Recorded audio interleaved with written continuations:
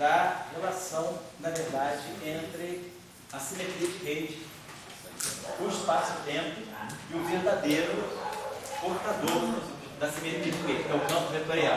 Então, vamos dizer, a simetria de Gauge, as duas maneiras, né, elas dão para nós a ideia de que realmente a simetria de Gauge está ligada ao campo vetorial. O campo de matéria, né, na segunda formulação que nós falamos hoje, pelo teorema de Leber, ela parece a detonadora da simetria, mas o espaço-tempo não reconhece isso. O que a gente vê lá no final da discussão toda é que a simetria de Gauge está ligada, ela dá todas as informações sobre o setor vetorial. Agora, o que você deve dar para o campo vetorial uma exponencial de Gauge? Isso daí é uma outra maneira, né? É uma outra coisa, você está provavelmente associando uma outra cara, que eu queria fazer agora. Eu tinha prometido a vocês. Eu estou deixando o caso escalar, deixei o caso escalar para vocês pensarem como tarefa da outra vez, e a gente falaria agora, justamente para poder já ver como é que fica uma teoria, uma formulação abeliana para campos. Agora, se a gente tem o campo vetorial, também tem carga. Então, suponhamos que agora nós tenhamos, vamos colocar assim, postos vetoriais carregados, que é o caso do Salam-Schleifer, né? Vamos colocar ainda abeliano, vou colocando a versão não abeliana, que a gente não está fazendo nenhum Newton, né? São postos vetoriais abelianos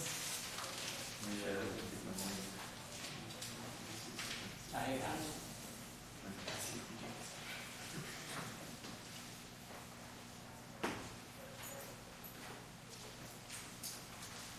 Então, o que a gente tem a noção que a gente tem então é o campo vetorial neutro do fóton, do campo do fóton, com a sua simetria de Gauge.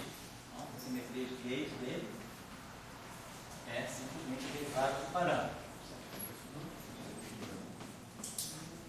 E aí agora, a gente sabe que a gente vai pegar uma família de campos de Gauge. Vamos pegar agora um campo em alusão nítida, né? O W, o W+. Vamos pegar um campo W carregado, portanto, um campo complexo, um campo vetorial complexo, né?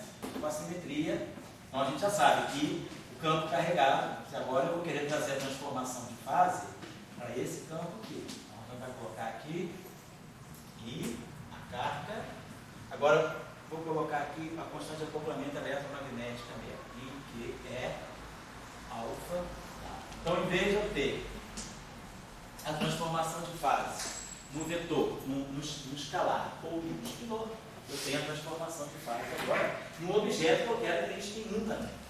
Então, o fato dele ter spin 1, então esse campo aqui tem spin 1, mas é neutro, eletromagneticamente neutro, ele é real, ele não tem carga.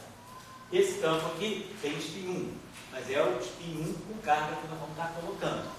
Então, o que nós vamos estar querendo fazer aqui eu quero dar uma dinâmica para esse processo. Eu sei que esse campo aqui também tem que aparecer dessa forma. Eu tenho que criar um F mini, nesse caso eu estou chamando de W mini, associado ao W para poder garantir que o que está acontecendo ali é o spin 1. Se eu deixar, né, se eu não colocar, essa é a exata combinação que nós aprendemos de um campo que tem spin 1. Então, essa combinação transversa, ou seja, quando eu vou aqui e escrevo, então, o lagrangiano, né, do spin 1 carregado, né, da matéria carregada,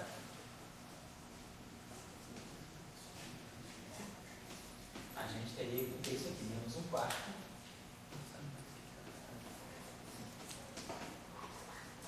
De W mini está. Porque agora o campo é carregado, né? Então tem que botar ele com um complexo conjugado para poder dar a lagrangiano real. Mas essa combinação aqui é a combinação que me dá o spin 1. Agora, se essa simetria realmente é local, colocar ali, nós sabemos que essa derivada não se aguenta assim. Esse objeto aqui, a transformação de Gauge desse objeto, não segue dessa forma. Porque essa derivada, ela não permite, esse campo aqui, esse objeto aqui, só se transforma exatamente dessa forma e garante a simetria de Gauge local, com alfa, Só se a gente tiver derivada covariante. Então, o que nós temos que fazer? Nós temos que covariantizar o próprio W' do campo de matéria carregada. Então, eu vou ter que passar desse W', isso aqui, então, não pode ser, porque isso aqui não é invariante de gauge, esse objeto aqui não é invariante de gauge, porque esse W', ele não é isso aqui.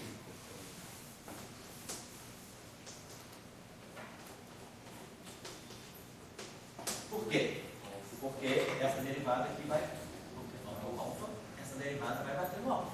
Então a gente sabe que para que isso aqui viesse a acontecer, nós já sabemos que a derivada do campo tem que se transformar exatamente como o campo. Então o que nós queremos é que, por exemplo, o dmi do W'mi minha seja exatamente ali alfa.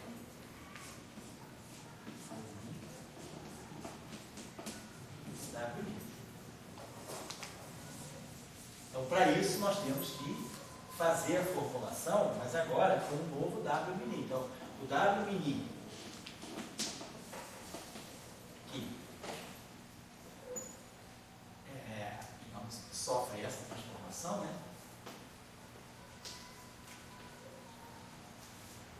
Só que no fundo sofre a transformação de fase.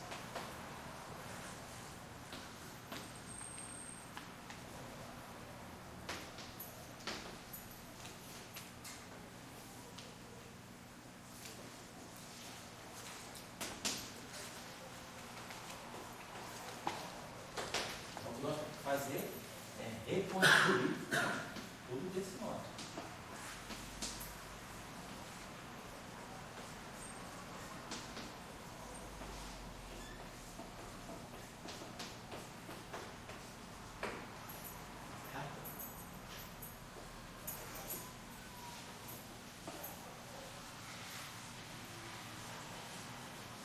Aqui só para a gente acertar os parâmetros, os coeficientes, vamos fazer o seguinte, então nós já sabemos que a nossa derivada, então, esse objeto aqui,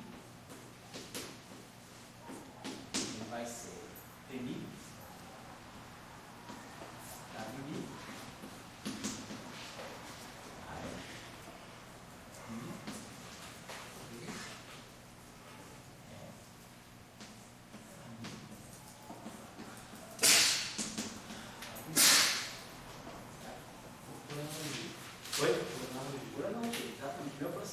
ele é um campo, só mudou o fato dele ter índice, mas ele tem a mesma estrutura que o campo escalar.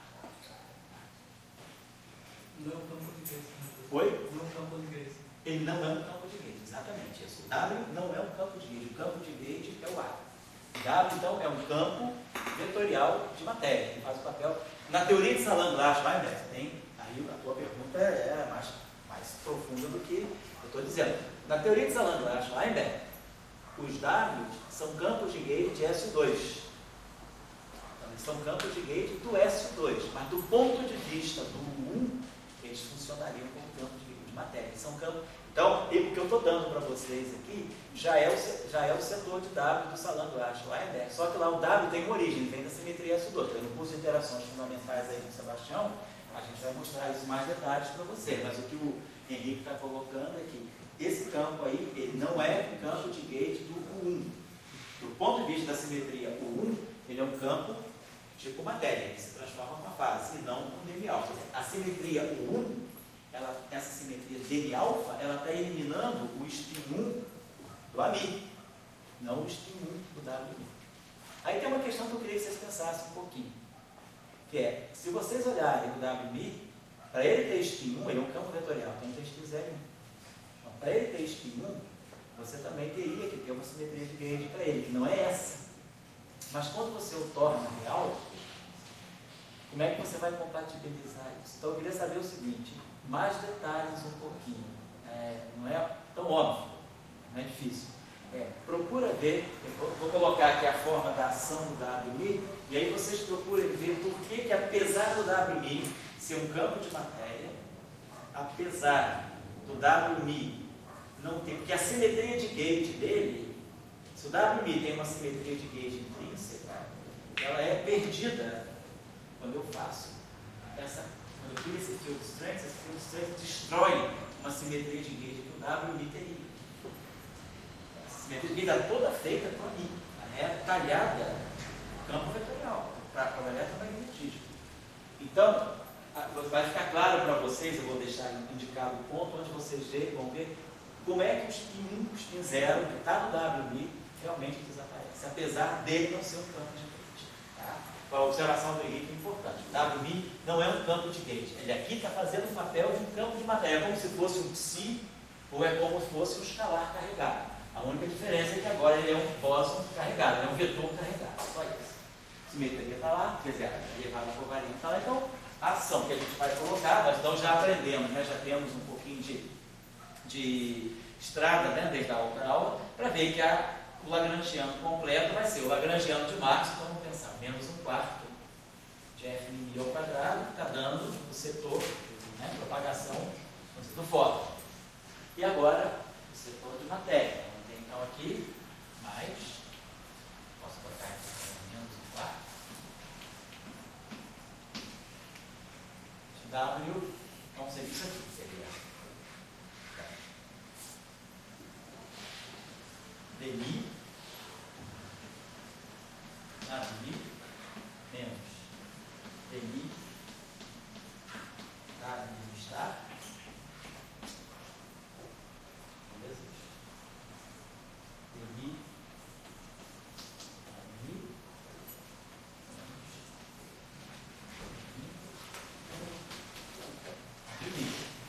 então, essa é a parte cinética, né? Seria a parte cinética, mas ela já tem interação. As interações com o campo de gauge estão aqui. Depois eu explicitar isso. E agora, claro, a simetria me permite colocar um termo de massa, esse campo de matéria. Então, eu estou falando de um vetor, de um bóson vetorial carregado massivo. Então, eu posso colocar aqui o termo tipo troca para ele, mais um meio de WB está.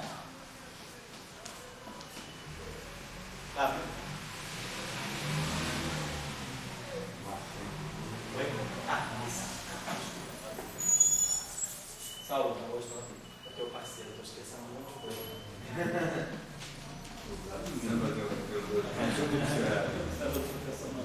Não. Se eu fizesse assim, o WMI vinha igual ele vai mais um lineal. Sei. Mais a funcionalidade. Você estaria propondo essa transformação.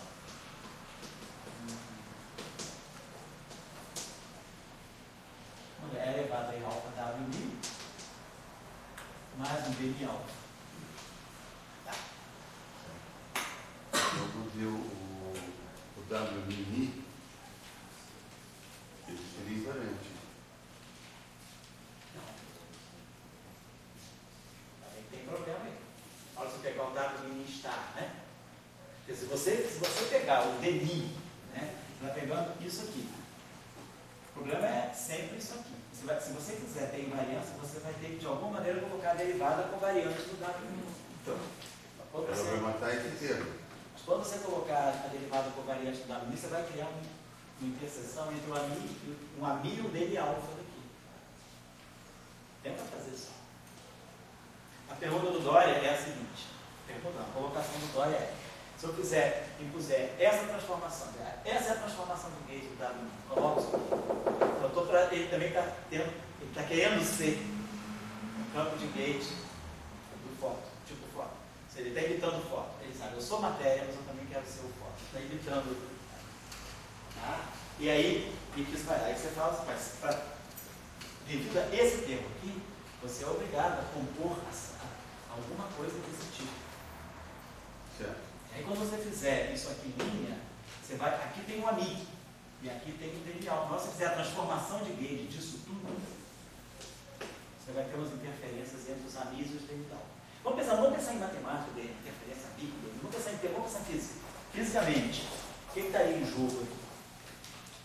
O que poderia estar acontecendo ali? O que aquele parâmetro DMI estaria fazendo? Ele estaria, obviamente, tentando introduzir uma parte longitudinal do alvo. Porém, tem uma outra historinha aí. Esse campo, aquela parte da simetria, Se ele se comporta com esse pedaço aqui, isso aqui, se eu olhasse, do ponto de vista dessa simetria, esse campo poderia ser macio. Do ponto de vista dessa simetria, esse campo não pode ser macio. Então você propõe, não, esse campo aqui não vai ser macio. E, na hora de você dizer, o que está se propagando? No princípio você poderia pensar, beleza, esse aqui está tirando fora os 15 anos. Esquece? Então esse cara, ele não vai se preocupar com o fóton. Já que ele está aqui, ele diz, bom, ou eu cuido do fóton, ou eu cuido do W. Eu não posso cuidar dos dois ao mesmo tempo que eu sou um só. Então ele diz, eu não vou cuidar do fóton. Deixa o fóton rolar, e eu vou cuidar dos 15 zero do W. Pode fazer isso aí.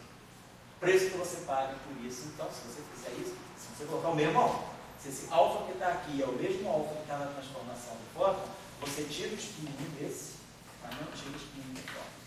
Mas digamos que você tira o spin 1 do fóton. O que esse cara aqui vai estar fazendo aqui? Não vai estar tirando o spin 1, o spin 0, perdão, o spin 0, então sempre o spin 0. Esse tempo sempre tira o spin 0. Então, se esse tempo tirar o spin 0 do fóton, ele está aqui. E o que ele está fazendo aqui? Se ele tira o spin 0 do fóton, pensa que você tem, se ele tira o spin 0 do fóton, de uma certa maneira você fixou o gauge do fóton. Então, você está trazendo naturalmente para cá aquilo que seria o spin 0 do fóton. Você simplesmente faz com que esse campo absorva o modo trash do fóton, o spin 0 do fóton. Então, é isso que você está fazendo nessa transformação. Então, quando você tirou o spin 0 do fóton, você não queria o alfa lá. Isso. Não sobre dar os etianos, Isso. Mas aí, se você com essa transformação, aquele alfa já dá para cá.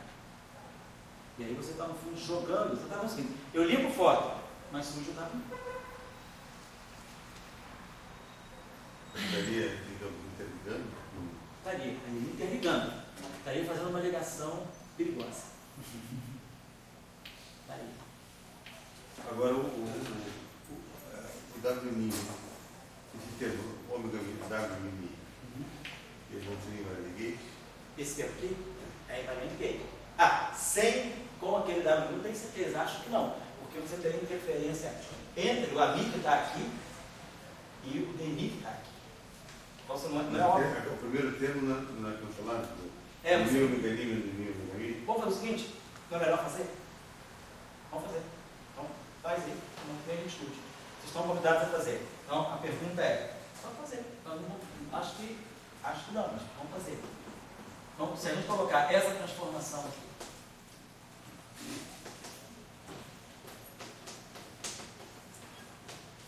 já sabendo, claro, que essa transformação não é muito desejada. Coloca essa transformação aqui.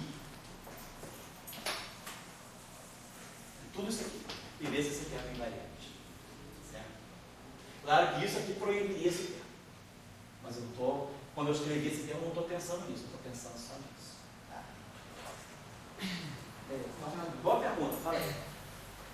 Para mim, na aula passada, você fez duas formas de você obter a transformação da linha. Isso. Você foi primeiro da geometria para chegar na expansão e o contrário. Você pode fazer uma medida com a interação para mostrar que ele vai para ali, você está dizendo que o dado do I está fazendo o papel do espinhão. É como se fosse um campo. Está fazendo papel de campo de matéria. Está no lugar do espinhão. Pois é, mas essa cara dessa derivada covariante para mim ela é conveniente como equação de dívida, que não escreve. Porque você não fez o exercício do escalar ainda. Eu deixei encaminhado na aula passada que eu reencaminhei hoje. E vai justo aí nessa. Pode fazer, isso é importante. Aquele exercício é muito instrutivo para você fazer. Tá? Mas aí você vai tirar. Mas a tua dúvida é legítima no vídeo. Não tem que acreditar em nada, tem que fazer. Estou só abreviando os tempos que eu deixei aquilo como tarefa.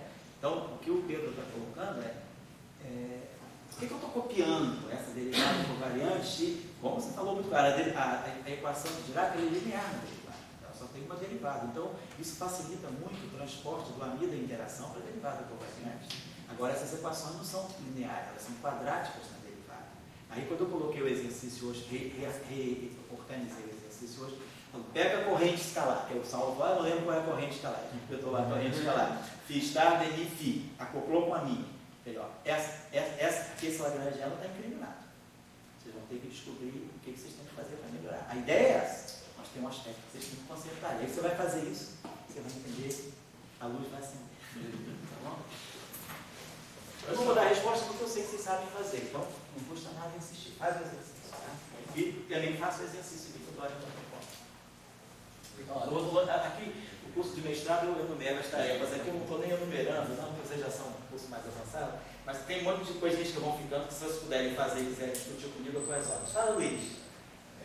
A ideia que você está fazendo é que o campo dado tem que transformar-se sobre o grupo gay, que nesse caso é o único. Isso. Então não é possível você botar essa derivada, porque você não tem a estrutura de transformação de grupo. Isso aqui, se você colocar, porque o que o Dória está falando, você simplesmente coloca a mi mais d alfa, isso aqui faz um papel. Uma outra coisa, uma objeção que o Luiz está levantando aí, que eu acho que é bastante razoável, seria, se eu faço, né, duas transformações, mas eu pensaria o seguinte, Luiz, esse grupo é um grupo abeliano. Oi, vai, tá vendo? Até mais, até amanhã, tchau aí, tchau, um abraço. Certo. Se você diz que o campo de gays está no grupo, isso. Você define a derivada, por exemplo, assim. Isso. O campo dado necessariamente tem que ter a transformação de grupo. Mas eu diria que no caso não abeliano, isso que você está falando fica bem claro. Que aí a estrutura de gate é completamente diferente disso. Eu acho que o Luiz não, o que o Luiz está colocando é o seguinte, é uma coisa importante. Até no algum curso que a gente fez aí, a gente colocou como é que uma simetria, como é que a gente identifica que uma simetria está implementada numa teoria de campo. O que a gente faz é o seguinte, a presença de uma simetria, eu faço uma transformação em cima de um certo campo. Faço uma transformação com um certo parâmetro alfa 1 em cima de um certo campo. Então tá, essa transformação me dá alguma coisa. Onde é que a gente vê a implementação da simetria associada a essa transformação? Se lembrar, em algum curso que eu fiz aí, a gente fez isso. Se você pegar o comutador de duas transformações sucessivas, pegar o delta de alfa 1, aplicar no delta de alfa 2, e depois menos o delta de alfa 2, delta de alfa 1, atuando nesse campo, o que nós vamos obter é um delta de alfa 3 atuando no mesmo campo. Então, a estrutura de simetria ela está presente quando o comutador de duas transformações dão uma terceira transformação. Isso, no fundo, está mostrando que tem uma estrutura algébrica de simetria por trás dessas transformações. Então, isso é a maneira, não basta fazer uma transformação e dizer, isso é a minha simetria. Claro que eu vou ter que fazer esse comutador. Então, como o Luiz está falando, o que ele está criticando é que aquela transformação, para dizer que se eu já fixei que o WI é um campo de matéria, e ele se transforma com aquela fase, claro, se eu fizer duas transformações abelianas sucessivas, né, eu vou ter o delta de alfa 1 vai ser I, que é alfa 1, I, que é alfa 2. Então eu vou ter alfa 1, alfa 2, mas alfa 1 e alfa 2 comutam, isso aqui vai dar zero. Então, a estrutura abeliana está garantida porque o comutador de duas transformações em cima desse campo vai dar sempre zero, porque alfa 1 e alfa 2 comutam. No caso de Young-Mills, a diferença vai estar justamente aqui, vamos ver nas próximas aulas.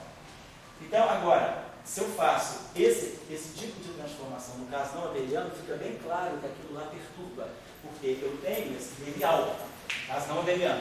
Então, eu teria uma interferência entre uma parte, eu perderia a estrutura de grupo, eu perderia a estrutura de simetria. Então, o que o Luiz está colocando é que essa transformação aqui não é só, vamos dizer, colocar na ação e ver se é invariante. Tem um teste até anterior que a gente poderia fazer, que é, ele lembrou bem dessa discussão, que é justamente ver se você consegue, fazendo duas transformações sucessivas dessa e colocando um comutador, se você fecha uma álgebra de transformações, você dá zero. Você dá zero porque você tem uma estrutura abeliana, mas no caso não abeliano, certamente isso vai estar fora de costume. No caso não abeliano, isso vai impedir esse tipo de proposta.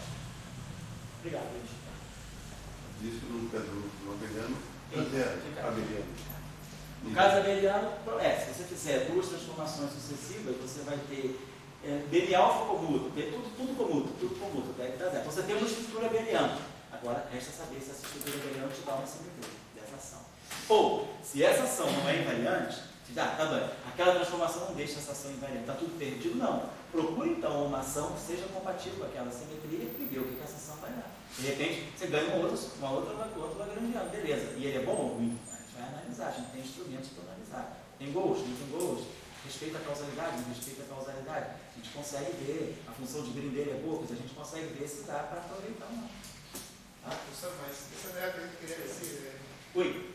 Não era o que eu queria dizer, sino que você está definindo já o grupo de gays que é único.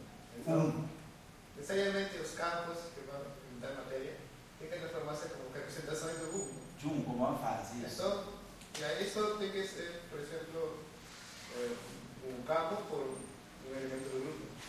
Isso. Então, não dá para colocar derivado. Quer dizer, o termo inhomogêneo, o fato de ter um termo inhomogêneo, né? Eu acho que no caso do campo, no caso do fóton não tem problema, porque o fóton é neutro. Não tem problema não. Agora, no caso do campo carregado, vamos dar uma olhadinha numa coisa só aqui. Vamos colocar isso aqui. Vamos colocar só essa dica para vocês pensarem. Por exemplo, decompõe esse campo aqui numa parte real e numa parte imaginária. Suponha que o W' seja, por exemplo, um X'Mi mais Y'Mi. São dois campos reais que estão parametrizando um campo complexo. Então eu tenho essa fase aqui, tenho essa transformação aqui e tenho esse dele alfa aqui. Então é claro que o X e o Y, por esse termo aqui, eles vão estar se transformando segundo uma matriz de SO2. Vai ter uma transformação do tipo cosseno de alfa XI mais cosseno de alfa Y'Mi. Então tem uma transformação SO2.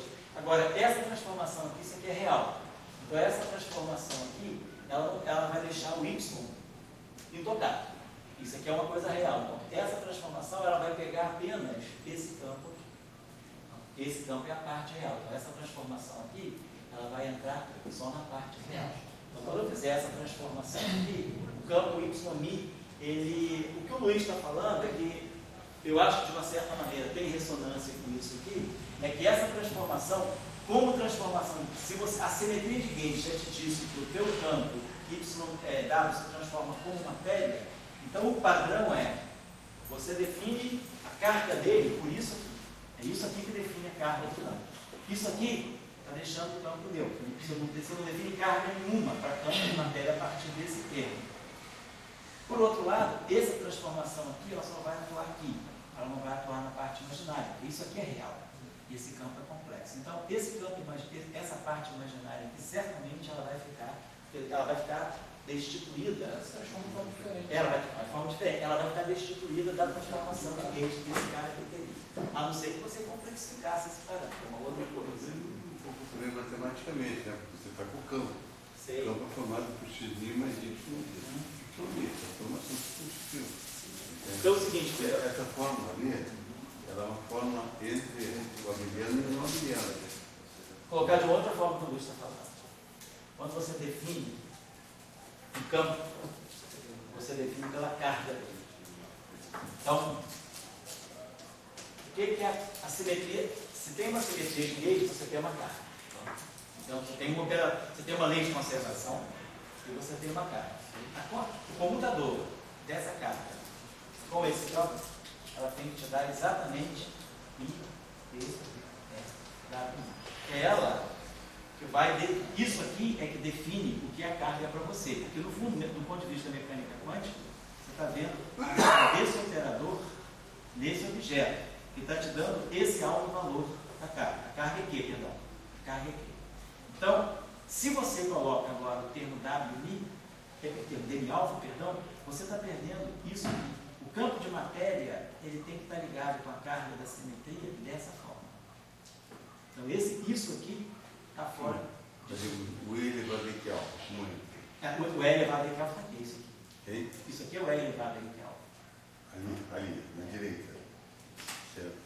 Mas você está com uma carga. Então, você está dizendo que esse campo responde a essa simetria dessa forma. Quer dizer, é aqui que está a estrutura, aqui que você está definindo que é a carga do teu campo. Aí que ele é a carga, mas no caso do primeiro abeliano, as coisas não são assim como no abeliano, né? Não, no caso abeliano, isso aqui vai no caso abeliano, isso aqui é o caso tudo bem, abeliano. é o caso geral. Mas isso é uma forma, fica dessa maneira, assim você define o campo, mas como é que matematicamente você tem essa carga para comutar com o W? Teorema de Neira. Bom, mas então deixa eu... Teorema de Neira te dá o J te dá o Q, e o Q te dá essa informação. Isso, mas aí os campos abelianos não estão comutando. Pensa bem, olha, vamos pensar na teoria. Se a gente olhar para a teoria quântica, talvez fique até mais fácil. Na teoria quântica fica mais fácil pelo seguinte: como é que você vai gerar um termo dm-alfa aqui? Isso aqui é uma carga. Esse operador de carga aqui, ele tem que ter valores bem definidos. A carga é sempre bem definida. Você não tem, a partir dessa transformação, como gerar esse dm-alfa. O problema está um pouco nisso, que eu acho que é isso que o Luiz está querendo dizer. O fato de você colocar ele como campo de matéria, você liga ele com esse operador de carga dessa forma, e esse operador de carga, ele não pode te trazer nenhuma informação de como isso aqui pode acontecer. Então, esse termo aqui, ele fica mal colocado, você não tem como definir isso aqui. Numa teoria, vamos dizer, mesmo que não fosse quântica, faz uma teoria clássica de campos, onde você não tem comutador, você tem os parentes de Poisson. Então, quando você fizer esses parentes de Poisson, a estrutura de parentes de Poisson entre os campos e os seus momentos, ela é uma teoria clássica de campo. Ela vai te dar sempre isso. Ela nunca vai te permitir gerar isso. Então, esse termo fica fora de discussão. É por isso. Eu acho que esse termo aqui, eu acho que como o Luiz está falando, até mesmo antes de verificar essa simetria, a gente teria que criticar isso aqui como uma possível transformação. Acho que essa é a questão. Bom, vamos voltar aqui ao nosso problema. Aqui, vocês já têm como ver, aqui vocês têm como ver que esse campo aqui não tem spin zero. Então, com isso aqui, vocês já estão equipados para ver que, apesar de eu não estar impondo uma simetria de gauge, chama-se aqui, a simetria de calibre, que elimine o spin zero do lado mi, eu estou eliminando o spin zero do ami. Então, a transformação é delta mi dv alfa. A transformação do W é a fase, só a fase, como se fosse o campo de Dirac, como se fosse o escalar carregado. Apesar disso, vocês podem, pelas equações de Euler-Lagrange, vocês podem ver que esse spin zero que está dentro do W1, ele desacopla. Ele não se propaga. Então a gente mata o spin zero. Tentem ver por quê. Tá? Com isso aqui já dá para vocês verem. Então a gente garante que, apesar dele ser um campo de matéria, o WI não está propagando o spin zero. Bom, agora as interações saem daí. Então nós temos esse W aqui, né? Esse objeto aqui, vai estar aqui eu tenho interação. Então vamos ter dois tipos de interação aqui. Nós vamos ter interação em que basta abrir isso aqui, né? Se a gente colocar esse termo aqui vai produzir ami, WI, a minha real, WI está. Vai sair um termo desse tipo aqui, só para a gente ter uma ideia. Que vai multiplicar aqui algum termo, ou desse tipo, ou um termo que é desse tipo. Se eu substituir aqui, se eu estou falando, pegando esse termo aqui, vou pegar essa parte que está aqui, quando esse termo for multiplicado por esse, ele vai produzir esse tipo de interação, que é o mesmo padrão de interação que tem com o escalar. Matéria, campo de gauge. Então, teria uma coisa desse tipo. Nós teríamos um campo W aqui carregado, o outro campo W aqui, e trocando fora. Ou aqui eu poderia ter matéria, e trocando dois fora. Então teria matéria, fóton. Aqui está faltando, eu só não tenho a diferença disso aqui para a teoria SO2-1 é que na teoria SO2-1 eu posso ter 4 dados de interação. Esse tem uma estrutura não abeliana. Aqui a estrutura não abeliana não tem estrutura não abeliana. Eu só tenho interação do W com os fótons e dos W com dois fótons, mas eu nunca tenho uma interação pura dos W. Na teoria de Salant-Schreiber, eu já tenho isso aqui. Eu posso ter W mais, W menos, tem que ter esse vértice aqui.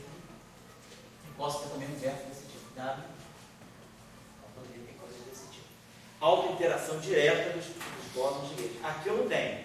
Quer dizer, eu posso pensar o seguinte, isso aqui é o modelo 1, na teoria abeliana. Então, por que eu estou interagindo aí?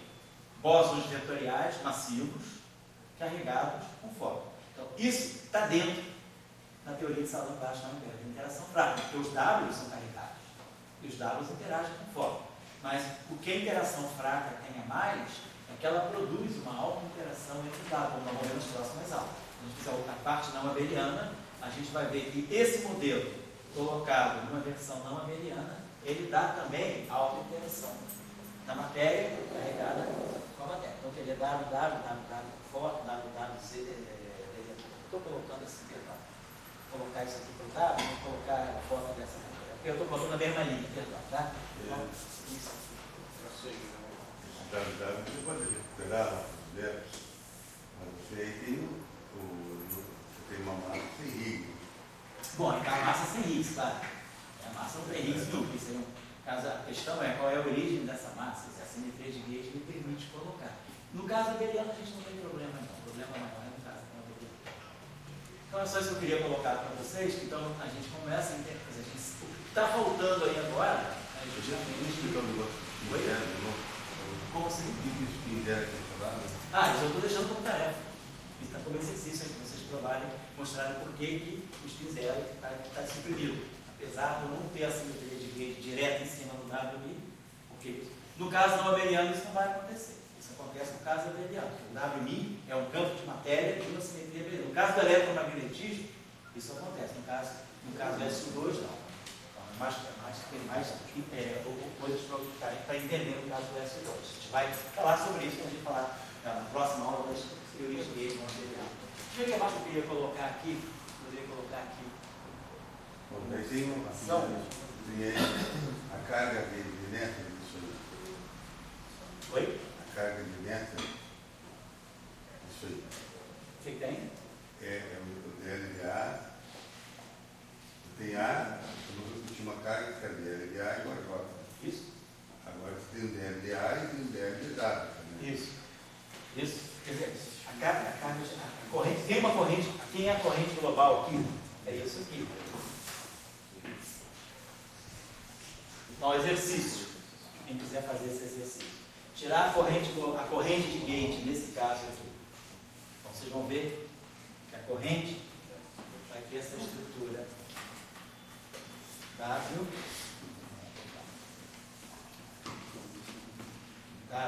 Mi, está? Mi.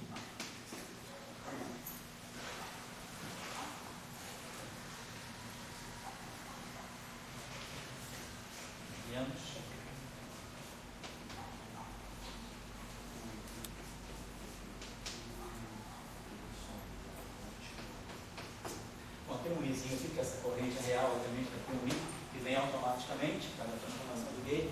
Mas então, essa corrente aqui seria a corrente de Gauge, que o Dória está falando. Se eu quiser usar o teorema de Gauge, quem é a corrente de Gauge que está aqui? Quem é a corrente de Gauge dessa matéria carregada? No caso de Dirac é psi barrado, gama mi, psi. Eis a corrente eletromagnética de Dirac. Aqui, qual é a corrente eletromagnética agora dos bósons vetoriais carregados massivos? Essa corrente aqui com o WMI aqui, não é simplesmente dLi, WMI menos dLi, WMI. Esse WMI que está aqui é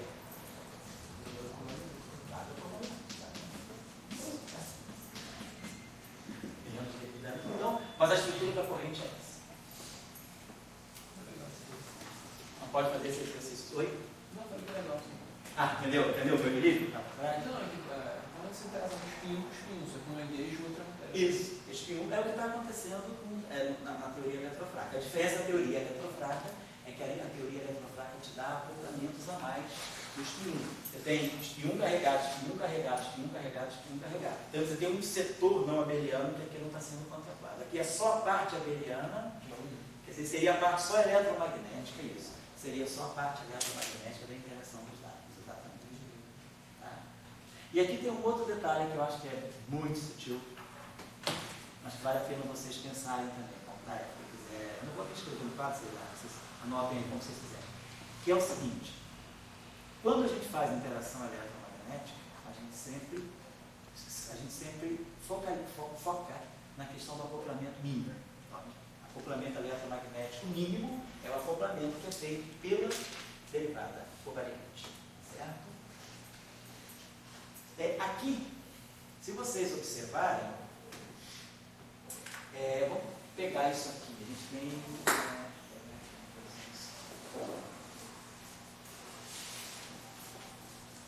Então, a corrente, bom, esse exercício aqui da corrente, quem quiser fazer, pode fazer.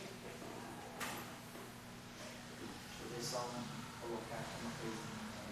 Tá certo, Esse acoplamento, na equação, quando a gente pega, vamos recapitular um pouco as teorias abelianas. Quando a gente faz a interação mínima eletromagnética para spin meio, é essa interação aqui. Interação mínima, interação com potencial, não com campo em si. Eu poderia fazer uma interação não mínima aqui. Poderia colocar aqui um comutador de duas matrizes gama-mi.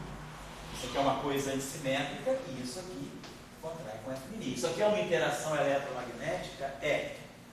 Só que não é mínima. Ela está dependendo do campo, não do potencial. A gente já sabe, na teoria eletromagnética, isso se chama o acoplamento de Pauli. Isso aqui é o que dá conta para nós do momento magnético anômalo do elétron. Isso aqui é o que dá conta do fator G-2/2, né? Aquela razão giromagnética que é medida com tanta precisão para o elétron e para o nulo. Isso aqui é o acoplamento magnético. O momento magnético do spin, que está aqui, seria o Mi, o momento magnético associado ao spin do elétron. Isso aqui me dá essa interação. O B sai daqui, aqui eu tenho E e B. Se eu tiver um campo magnético, é essa interação que sai. Então isso é um acoplamento não mínimo. Não mínimo. Se nós olharmos... mínimo porque a dimensão maior, né? E a quantidade de acoplamento Isso. ali É não mínimo no sentido de que ele é um acoplamento feito com o campo e não com o potencial. Bom, aí tem várias consequências. Ele dá uma constante de acoplamento de dimensão de massa negativa. Do ponto de vista da renormalizabilidade, ele destrói a renormalizabilidade. Não estou colocando essas questões. Ele só está pegando ao mínimo o que significa um acoplamento não mínimo. Mas não é essa a questão que eu estou querendo colocar. O princípio variacional é que ele quer sempre coisas mínimas. Isso aí seria... Não tem nada a ver com o princípio variacional. Não tem nada a ver com o princípio variacional. É apenas uma maneira de chamar um nome, né? É uma maneira de chamar um nome, mas é alguma coisa que tem... Não é só também que seja mais simples. Eu acho que tem uma conotação física nisso, que é justamente o efeito Aharonov-Bohm. Você imagina que você está numa região em que você não tem campo magnético, mas que você tem potencial vetor magnético no mundo. A gente já viu o caso do solenoide. Fora do solenoide, o campo magnético é zero, mas o potencial eletromagnético não é zero. Lá não é zero, fora do solenoide. Então tem um potencial vetor lá fora do solenoide, circulando todo o solenoide que nós não vemos, mas uma partícula quântica vê. Então, o acoplamento mínimo, eu diria que ele está nesse sentido. Se o campo for zero, ele ainda aparece. Se o potencial, o campo é zero, mas o potencial não é, o acoplamento morreu. Porque esse acoplamento aqui está aqui, ó, fora do solenoide.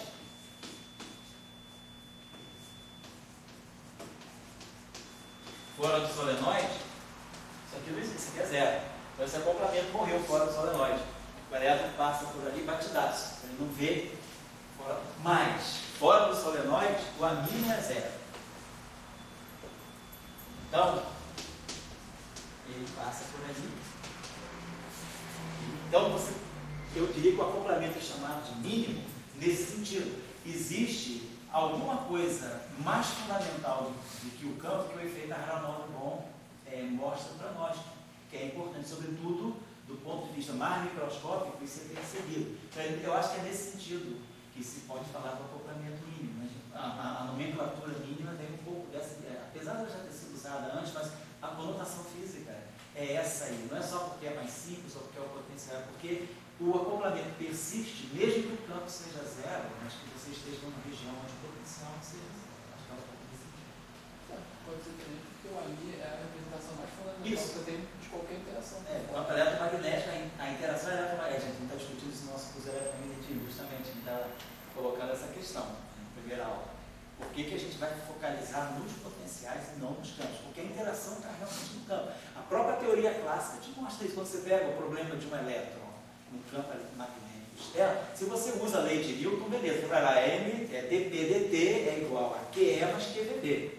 Mas se você quer chegar na lei de Newton através de uma densidade de Lagrangiano, de uma Hamiltoniana, você não vai ver nem o N nem o P, você vai ver P menos EA ao quadrado sobre 2M mais Q φ. Você vai ver o φ A no Hamiltoniano clássico mesmo, não tem nada de quântico, no Hamiltoniano clássico, mecânica analítica, né, de uma partícula carregada no campo eletromagnético, você tem o Hamiltoniano é P menos QA ao quadrado sobre 2M mais Q φ. E o Lagrangiano é 1 meio de MV ao quadrado, né, menos Q φ mais QV, velocidade da partícula, escalar A. Então, quem aparece no Lagrangiano é o φ A, quem aparece no Hamiltoniano é o φ A. O E e o B só aparecem na lei de força. Então, o fundamental, realmente, a estrutura lagrangiana da mecânica, né, ela mostra para a gente que quem está lá atrás é o φ A. A força é um conceito muito newtoniano. Então, por isso que a gente fala QVB mais QE, né? QE mais QVB, a interação eletromagnética não está só aí. A mecânica clássica, ela reconhece, muito antes disso, ela reconhece o φ A. Se você olhar o formalino hamiltoniano e lagrangiano, você vai ver o φ A. Apesar de que, na hora que você deriva as equações de Euler-Lagrange, que dá a lei de Newton, você vê o E e o B. Agora, na mecânica quântica, isso acontece. Então, eu diria, o conceito mais importante da interação eletromagnética não é a força eletromagnética, mas é o potencial. São os potenciais. Eu acho que na teoria de campo isso não tem como escapar. Então, o acoplamento não fica um pouco nessa direção. O acoplamento fica um pouco na direção. Você vê o potencial, mesmo numa região onde o campo não é zero. Onde o campo é zero. Onde o B é zero. No caso típico do solenoide. Efeito, né? Ou então, onde você tem um vórtice magnético, é a questão ainda mais interessante. Os supercondutores, você tem vórtices, né? Então, lá fora, você tem D igual a zero. O fato de ter um fluxo te dá um potencial. Você não pode abrir mão do potencial. O que significa um amigo Ademir Fi? O amigo? Sim, o Ademir Fi. Isso aqui significa que o teu campo é zero. Ademir Fi. Então, tem que escalar. Então, é isso que está acontecendo no solenoide. Lá fora do solenoide, né, aqui você tem um campo magnético uniforme. Aqui o campo magnético é zero. Mas o A aqui é o gradiente de alguma coisa. Então, o A, claro, se o B é zero, é porque o A se a rotacional de A é zero, é porque o A é gradiente de alguma coisa. Então, na verdade, o A é um puro gate. Só que a interação reconhece isso. O efeito da Aharonov bond está aqui. Você teria uma equação do movimento, você acha? Não pelo seguinte, porque o campo A ele é um campo externo. Você colocou, ele é um background, você colocou. Você não tem uma equação de movimento para lá, porque ele não é um campo dinâmico, ele tem um problema. Você vai para o laboratório, liga o teu solenoide e bota.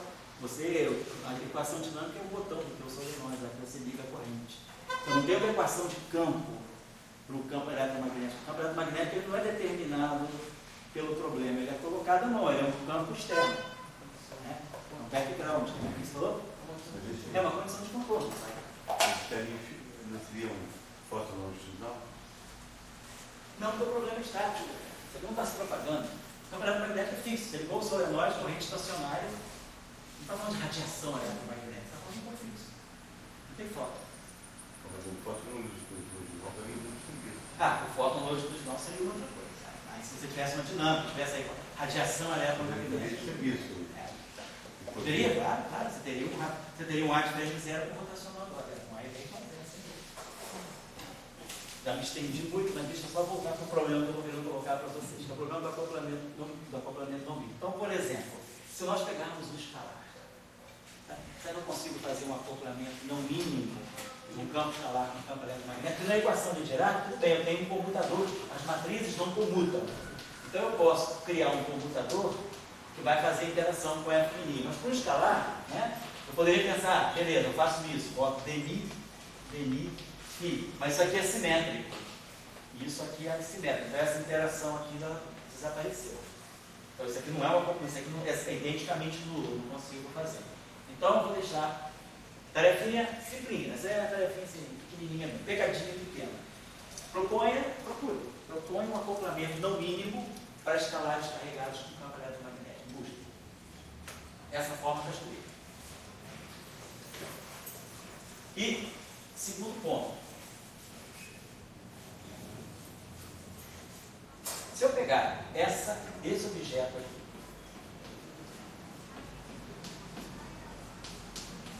se eu tivesse isso aqui é simétrico em mim. Então, essa contração seria identicamente zero. Então, isso aqui é identicamente zero. Mas se esse campo é carregado, isso aqui é invariante de Gauge, que a fase daqui mata a fase daqui.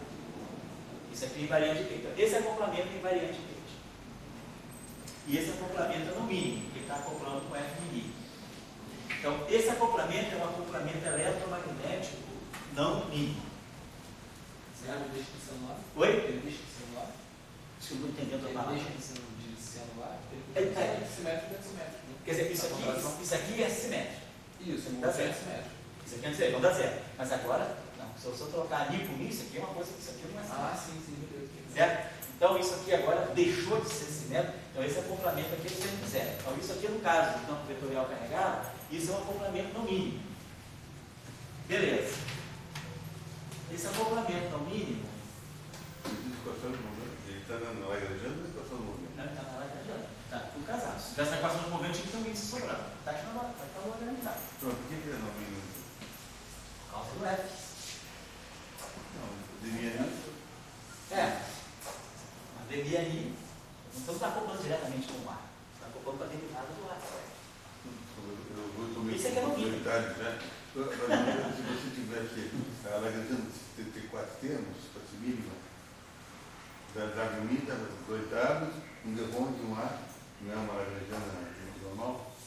Não, a Lagrangiana normal mínima é essa. O acoplamento mínimo está todo dentro da derivada covariante. Esse termo aqui não vem da derivada covariante. Esse termo aqui é um termo. Mas, digamos, se tanto constante de acoplamento, seria adimensional. Aqui vai ser adimensional. Então, É essa a pergunta que eu estou lançando. É aí, por isso que eu estou perguntando a vocês. Se você olhar essa constante de acoplamento, do ponto de vista das dimensões canônicas, 1, 2, 3, 4. Então a constante de acoplamento que vai aparecer aqui não tem dimensão de massa. Não é uma constante de acoplamento boa. Então, esse acoplamento, ele é no mínimo nesse sentido, mas ele vai na contracorrente de todos os outros acoplamentos no mínimo, porque ele não mexe na normalização. Então a pergunta é, esse acoplamento é mínimo ou não é mínimo? Então, o quebra-cabeça que eu deixo para vocês pensarem é esse. Na teoria, no modelo de campos vetoriais, bósons vetoriais carregados massivos, essa interação é mínima ou não mínima? Está com F. Pergunta feita. Se ela não mínima, se ela é mínima, como é que pode acontecer isso? Da onde que ela vem? Se ela é mínima, ela tem que ter um princípio de Gauge por trás dela, que não é só a simetria 1. Então, eu gostaria que vocês pensassem nessa questão. Essa questão é interessante, essa questão ficou na literatura um certo tempo.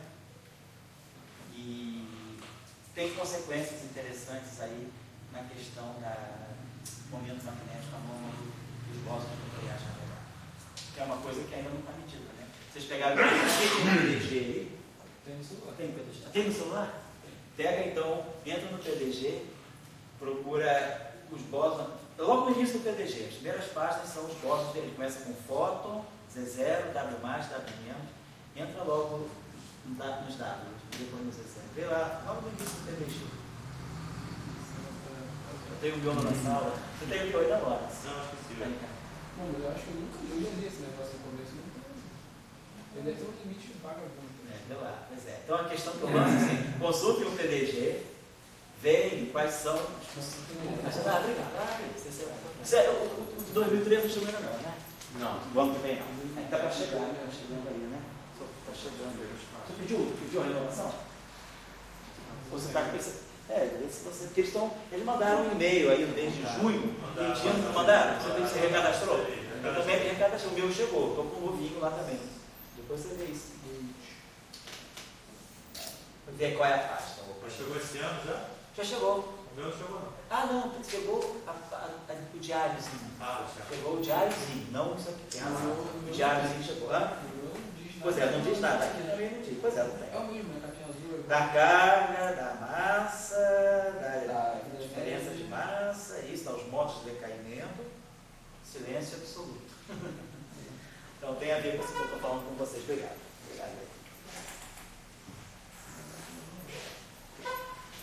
Então, Dória fez uma observação importante aí.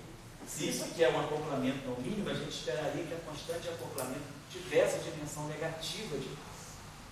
Não tem, ela é adimensional do ponto de vista da massa. Então esse acoplamento, ele não é perigoso como deveria ser. Os acoplamentos no mínimo são bastante perigosos. Porque assim, eles são bons como teoria efetiva, mas eles destroem a normalizabilidade. Então, como uma teoria fundamental, a gente espera que ela só tenha acoplamentos mínimos. Aqui esse acoplamento no mínimo apareceu. Será que tem uma física além do modelo padrão que está trazendo aí o que pode ser supersimetria, quantum grado, grande unificação? Não sei, mas é para pensar. Então tá. A questão do que eu estou colocando concreta é essa. Esse acoplamento é não mínimo. Aparentemente não mínimo. Porém tem uma constante de acoplamento com dimensão nula de massa, adimensional. Então, na verdade, esse acoplamento ele deve ser mínimo. Apesar de ter isso. Então, em que sentido ele é mínimo? Tem um sentido mais amplo? Eu penso sobre essa questão. Não é trivial, tá?